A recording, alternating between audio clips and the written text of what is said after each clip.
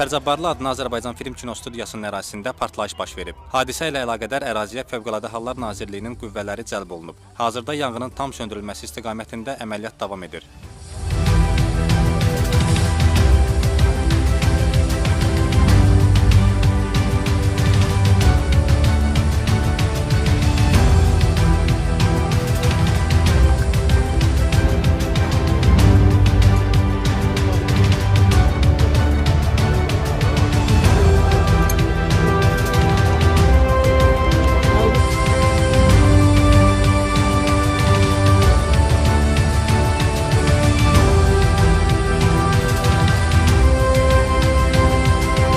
Daxili İşlər Nazirliyinin mətbuat xidmətindən verilən məlumata görə vətəndaşlardan xəsarət alan yoxdur. Ərazi tam nəzarətə götürülməklə xidmət təşkil olunub.